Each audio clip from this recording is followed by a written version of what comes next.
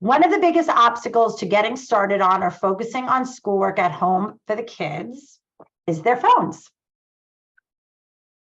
Okay, TikTok, social media, YouTube are too hard to break away from. Minutes and hours slip away.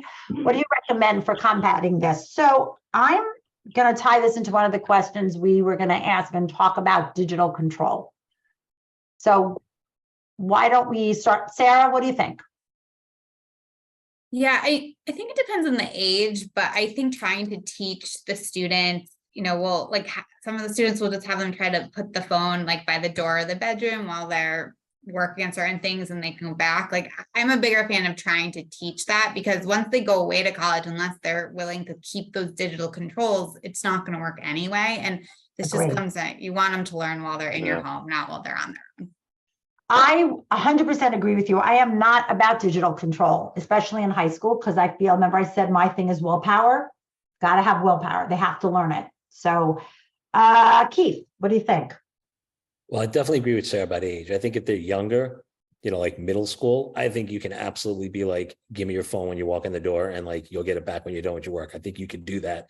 I think when they're in high school, college, obviously you can't, but I do like to use the social media against them as well. And that's a perfect, because of course they have that FOMO, the fear of missing out, right? Like, my friends are going to text me if I don't answer back right away. So I always will tell them, you know what, your phone goes in another room when you're working, but as part of your procrastination or as part of staying motivated, you know what, you do X amount of questions, you do your homework for here, you can take a 10-minute break and go check your phone and then you come back to it. So using that almost as a reward, even though it's not something we want them to doing, but they're so engaged with it and it's so hard for them to let go. So almost telling them, well, you can do that if you do this. So it's that sometimes helps with the procrastination and the motivation. It does. I think it's a rational response. John, do you have anything? I mean, you don't have, if they said everything, don't feel like no, it was all very well. They covered it. I feel that definitely that there are controls. Like kids will say to me all the time, oh, I need my computer. I know that, but you don't need TikTok while you're working. So there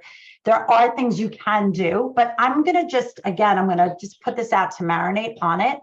I tend to think that a lot of the social media like dance becomes apparent sometimes. I know you're all going to hate me by the end of this, but remember, I'm the one like being this way, that it's parents not wanting to set boundaries. My parenting philosophy is and always will be that it is up to you as the parent to set parameters, and it's your child's job to negotiate them.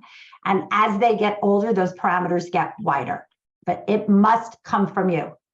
And I know I get a lot of that, but there are no buts. You are the parent. You have the right to parent. You have the right to set boundaries. You have the right to natural consequences that make sense. And so I feel like this whole digital dance starts actually with parenting.